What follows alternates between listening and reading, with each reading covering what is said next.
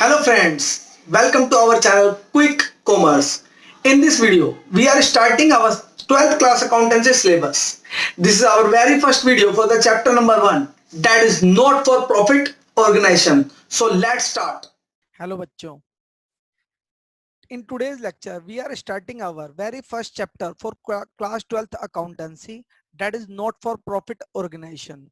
Firstly, we have to discuss the meaning of not for profit organization with you students. Not for profit organization and a profitable organization, what is the basic difference between both the organizations? तो सबसे पहले मैं आप लोगों से आज यही difference को डिस्कस करने जा रहा हूं। तो बच्चों, सबसे पहले मैं बता दूं कि हमारे पास दो प्रकार की ऑर्गेनाइजेशन वर्क करती हैं। नंबर वन, प्रॉफिटेबल ऑर्गेनाइजेशन, और number two, not for profitable organisation. बेटे, फर्स्ट होती है प्रॉफिटेबल ऑर्गेनाइजेशन, जिनका मेन मोटिव सिर्फ प्रॉफिट कमाना होता है। वो सिर्फ किसी भी प्रोडक्ट की मैन्युफैक्चरिंग तब तक करती हैं तब तक जब तक वो प्रोडक्ट उनको प्रॉफिट अर्न करके नहीं दे रहा है। और दूसरी होती है बेटे नॉट फॉर प्रॉफिट ऑर्गेनाइजेशन। इन ऑर्गेनाइजेशन का मेन मोटिव प्रॉफिट अर्न करना नहीं होता है। ये प्रॉफिट के लिए काम नहीं करती हैं, बस ये सोशल वेलफेयर के लिए काम करती हैं। अब बात ध्यान से सुनना, मैं ये भी नहीं बोल रहा हूं कि इन्हें प्रॉफिट नहीं होता है। Not for profit organisation and non profit organisation में फर्क होता है। इस दुनिया में नॉन प्रॉफिट ऑर्गेनाइजेशन नाम की कोई चीज एग्जिस्ट नहीं करती है।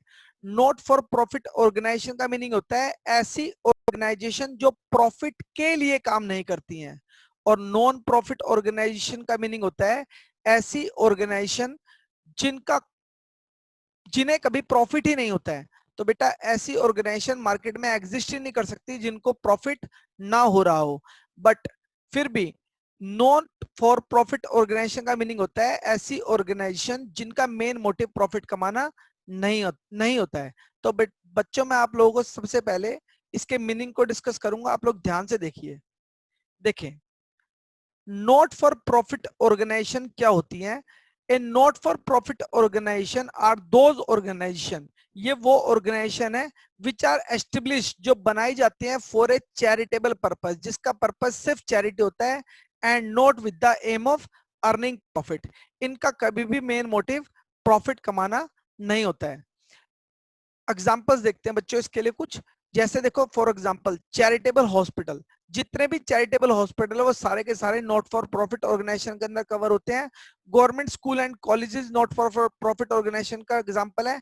मोहल्ला क्लिनिक, जो आजकल केजरीवाल जी ने हमारे पास मोहल्ला क्लिनिक की फैसिलिटी प्रोवाइड कर रखी है, ये भी एक नॉट फॉर प्रॉफिट ऑर्गेनाइजेशन है। Dispensaries and other organisation engage in the work with the aim of social welfare only, these are the not for profit organization। अब बच्चों, बात करते हैं नॉट फॉर प्रॉफिट ऑर्गेनाइजेशन जब प्रॉफिट के लिए काम ही नहीं करती तो इनको इनकम्स कहां से आती हैं? बच्चों, इनके इनकम के जो सोर्सेज होते हैं वो like donation, subscription, entrance fees, इस तरह की चीजें हैं जो इनको प्राप्त होती है, जो इन्हें मिलती है। ये उन्हीं से ही अपने बिजनेस को रन करती है, और इनके बेसिक खर्चे जो होते हैं वो भी कुछ डिफरेंस होते हैं। तो मैं आपको बता रहा हूं कि बहुत सारे वर्ड्स जो नॉट फॉर प्रॉफिट ऑर्गेनाइजेशन में डिफरेंट है, वो आप लोगों को मैं पढ़ाऊंगा। और साथ ही इस चैप्टर को स्टार्ट करते हैं कुछ थोड़ी सी वर्किंग्स के साथ। बच्चों, अब मैं आप लोगों से डिस्कस करूंगा final account of not for profit organisation. तो बेटे देखो जरा ध्यान से, अगर मुझसे कोई बोले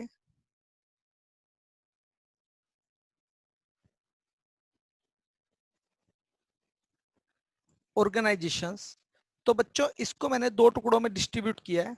हमारा पहला टुकड़ा है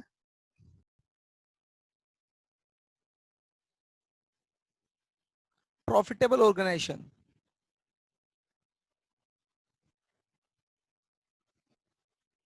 और सेकंड टुकड़ा है बेटे नॉट फॉर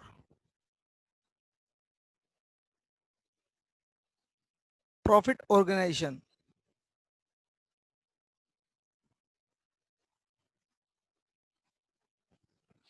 बच्चों, प्रॉफिटेबल ऑर्गेनाइजेशन के फाइनल अकाउंट आप लोगों ने 11th क्लास में सीखे थे, जिसके अंदर मैंने आप लोगों को कवर करके दिया था सबसे पहले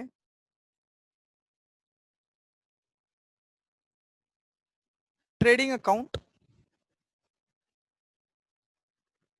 profit and loss account and balance sheet. बेटे ये तीन चीजें हम लोगों को प्रिपेयर करनी होती थी प्रॉफिटेबल ऑर्गेनाइजेशन में by the help of working notes, trial balance and adjustments. ये तीन चीजें हमें गिवन होती थी और बच्चों इसकी हेल्प से मुझे trading account, profit and loss account and balance sheet prepare करनी होती थी। पर बेटे अगर मुझसे कोई बात करे नॉट फॉर प्रॉफिट ऑर्गेनाइजेशन की, तो नॉट फॉर प्रॉफिट ऑर्गेनाइजेशन में मुझे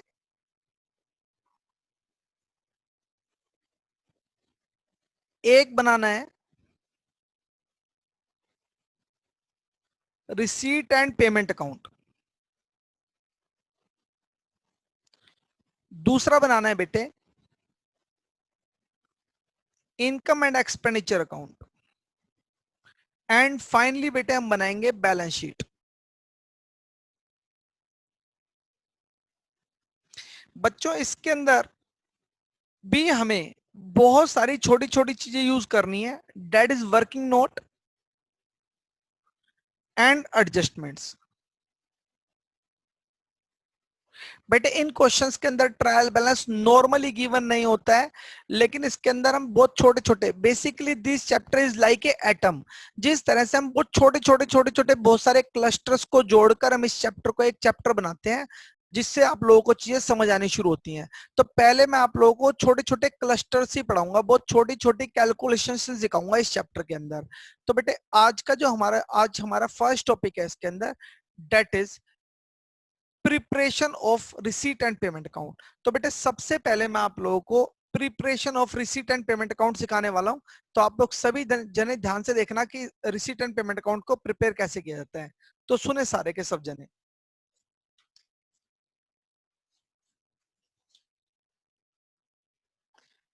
देखो बेटे रिसीट एंड पेमेंट अकाउंट की प्रिपरेशन के लिए हम लोगों को क्या करना होता है, सुनिए। सबसे पहले हम सीखेंगे मीनिंग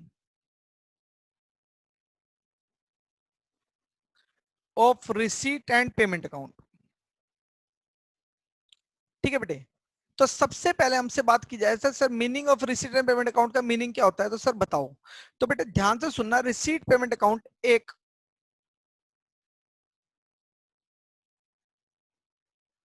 कैश बेसिस अकाउंट है।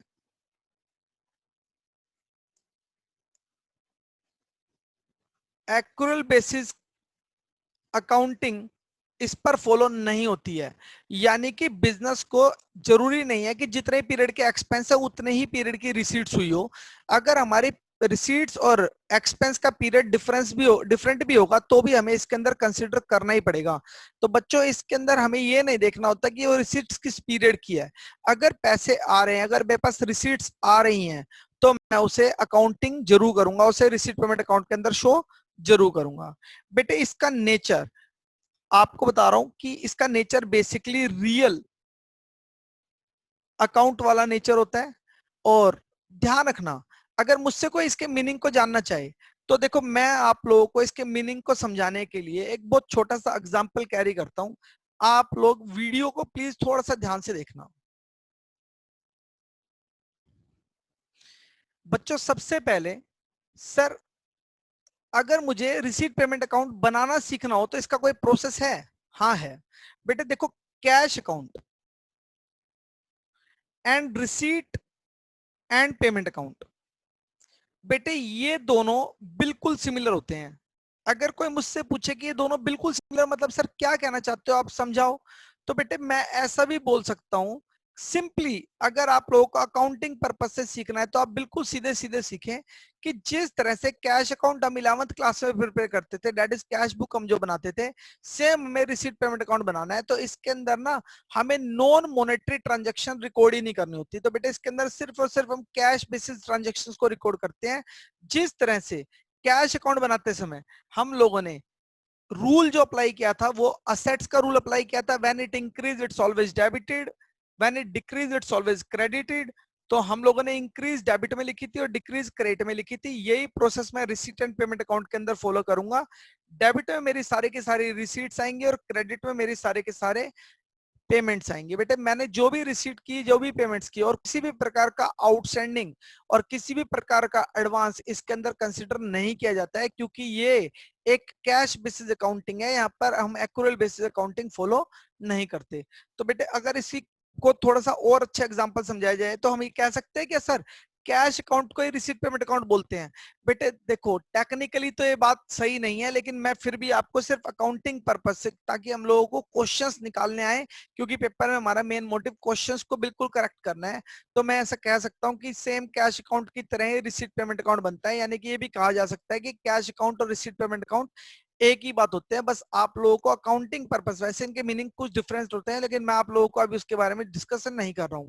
तो सुनो बेटे, अगर हम बात करें तो सर कैश अकाउंट और रिसीट पेमेंट अकाउंट बिल्कुल कॉमन है, बिल्कुल सेम है। हाँ यस बच्चों, रिसीट पेमेंट अकाउंट और कैश अकाउंट बिल्कुल कॉमन है। इसमें आप लोगों को क्वेश्चंस को करते समय कोई भी डिफरेंशिएट नहीं करना है बच्चों। इसके बाद आगे देखो, देखो बच्चों, अब से कुछ देर पहले, अब से 1 मिनट पहले या आधा मिनट पहले आप लोगों ने ना देखा होगा कि मैंने ना एक ब्लू कलर की टी शर्ट डाली हुई थी और अब मैंने ना एक रेड कलर की टी शर्ट डाली हुई है। बच्चों यही बेसिक डिफरेंस है cash account and receipt payment account में। अगर कोई मुझसे बोले तो सर कैश अकाउंट और रिसीट पेमेंट अकाउंट, देखो पहले मैं जब ब्लू कलर की टी शर्ट पहन के पढ़ा रहा था तो भी मैं प्रोफेसर नागेंद्र ही था, और अब मैंने अपनी टी शर्ट चेंज कर लिया है तो भी मैं प्रोफेसर नागेंद्र ही हूं। इट मींस हमें अकाउंटिंग रूल्स चेंज नहीं करने।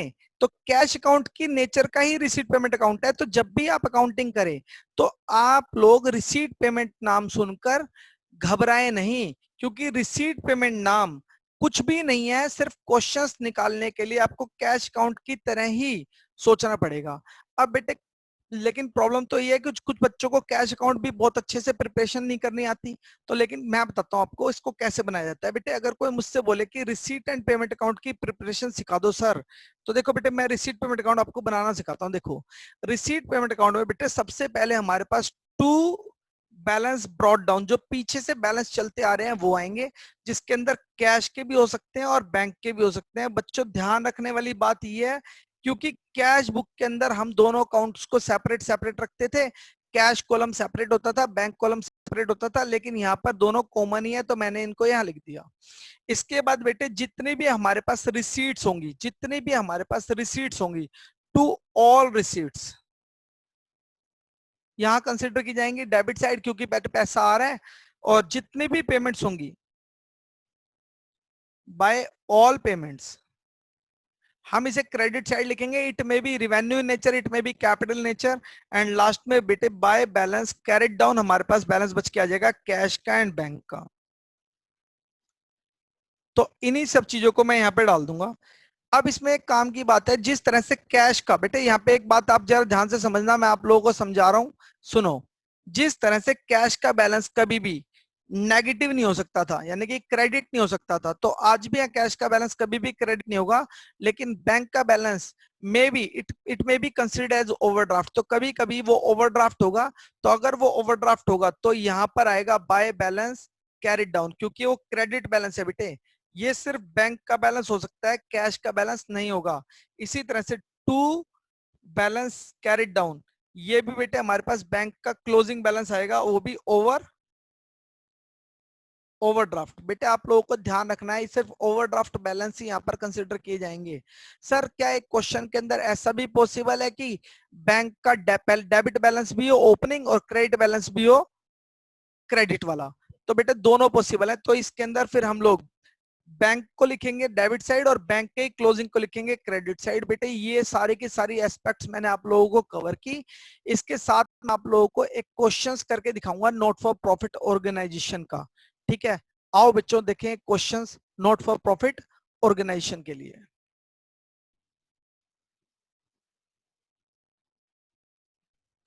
देखो बच्चों सब जने, मैं आप लोगों के सामने क्वेश्चन सॉल्व कराने जा रहा हूं। मेरे को आप लोगों ने इसका स्क्रीनशॉट ले लिया है।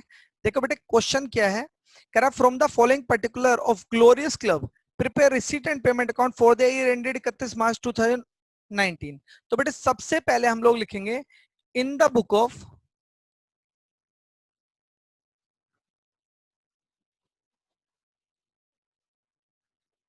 Glorious club. इसके बाद बच्चे यहां पर रुपीज का साइन आप लोगों को सेपरेट लगाना है। इसके बाद बच्चों आप लोगों को रिसीट पेमेंट अकाउंट बनाना है, तो आप लोग बनाएंगे रिसीप्ट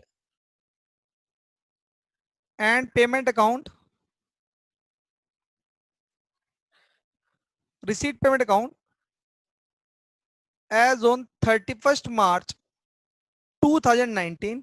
एंड इसके बाद बच्चों मैं आपके सामने अकाउंट बना के दिखा रहा हूं। सबसे पहले आप लोग लिखेंगे रिसीट अमाउंट, पेमेंट्स अमाउंट। अब बच्चों मैं इसमें फिगर्स डालूंगा एक एक आइटम को पढ़ते हुए। तो देखो सबसे पहले ओपनिंग बैलेंस ऑफ कैश दे रखा है 16,000। तो बच्चों मैं तुमसे बार बार कह रहा हूं कि कॉन्सेप्ट वही है, सिंपल कैश अकाउंट है। तो टू बैलेंस डॉट डाउन हमारे पास आ जाएगा बच्चों 16,000। इसके बाद हमारे पास बेटे सब्सक्रिप्शन दे रखा है। सब्सक्रिप्शन एक प्रकार की इनकम होती है। देखो बच्चों आज तो मैंने तुम लोगों को ये बताया सब्सक्रिप्शन एक प्रकार की इनकम होती है, तो तुम्हें समझ आ गया। लेकिन ऐसे बहुत सारे नॉट फॉर प्रॉफिट ऑर्गेनाइजेशन में इस तरह के बहुत सारे शब्द आएंगे जिनके मीनिंग्स आप लोग नहीं जानते हो। तो आगे आने वाली वीडियोस में जो हमारी सेकंड लेक्चर होगा इसके अंदर मैं आप लोगों को ये बहुत छोटे छोटे वर्ड्स कवर करके दूंगा, जिसमें आप लोगों को पक्का पता चल जाएगा कि कौन से हमारे रिसीट्स है और कौन से हमारी पेमेंट्स है। इसके बाद धीरे धीरे करके हम लोग एक एक करके टॉपिक्स को कवर करते चलेंगे। आप लोग बस मेरे साथ बने रहें, चैनल को सब्सक्राइब करें, अपने फ्रेंड्स से शेयर करें और प्लीज एक छोटा सा लाइक और दे दीजिएगा। देखो बच्चों इसलिए फिर हम आगे चलते हैं। तो आगे चलते तो हमने सबसे पहले ओपनिंग बैलेंस को ट्रांसफर किया है। ओपनिंग बैलेंस के बाद बच्चों मेरे पास जो फिगर दे रखी है वो सब्सक्रिप्शन की दे रखी है, हमारे पास रिसीट्स हैं। तो मैंने टू सब्सक्रिप्शन अकाउंट के नाम से लिखा। बेटे देखो सब्सक्रिप्शन 93,000 रुपीज रिसीव हुआ है और उसके ब्रैकेट में लिखा है इंक्लूडिंग 13,000 फॉर 2017-18। बेटे फिर से कह रहा हूं इसके अंदर accrual principle word accrual concept work नहीं करता है। तो इसमें कैश बेसिस की अकाउंटिंग है। जितना पैसा मेरे पास कैश में है मैं सारा का सारा लिखूंगा, तो 93 का 93,000 रुपीज लिखूंगा। बाकी वो बात सिर्फ कंफ्यूज करने के लिए, आप लोगों को इससे नहीं देखना है कि इसके अंदर कौन सा पैसा पिछले साल का मिला है या उससे पिछले का मिला है या उससे आगे का मिला है। जब भी कभी पैसा मिला हो आप लोगों को कंसिडर करके चलना ही है। इसके बाद बेटे इन्वेस्टमेंट परचेज, इससे हमारे पास पैसा गया है बेटे बाय इन्वेस्टमेंट अकाउंट। लो बेटे इन्वेस्टमेंट अकाउंट हम लोगों ने 35,000 रुपीज लिख दिया है। इसके बाद बेटे मेंटेनेंस एक्सपेंस बाय मेंटेनेंस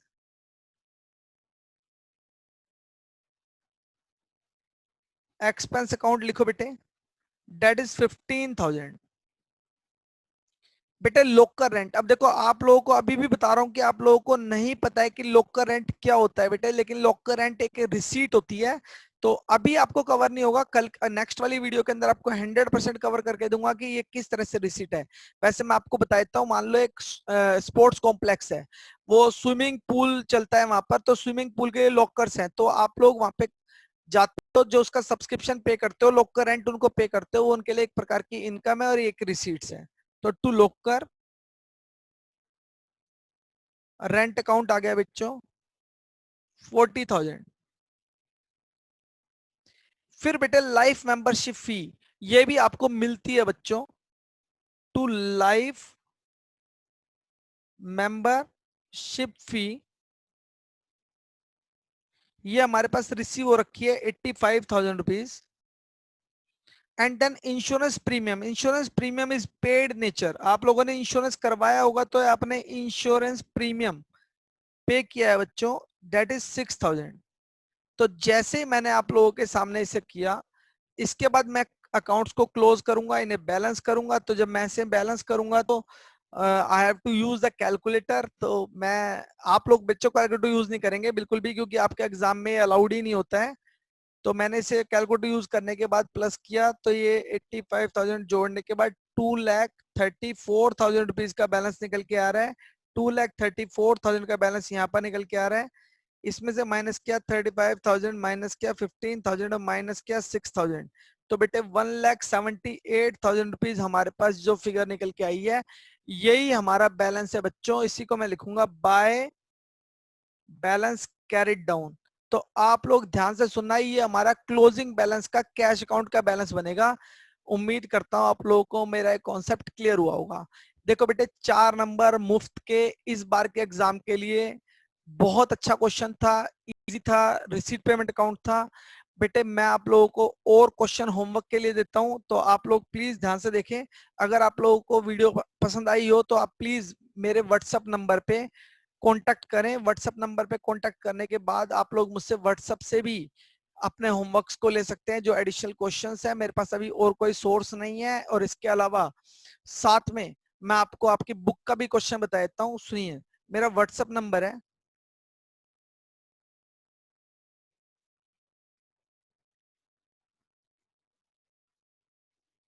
9818 322 877।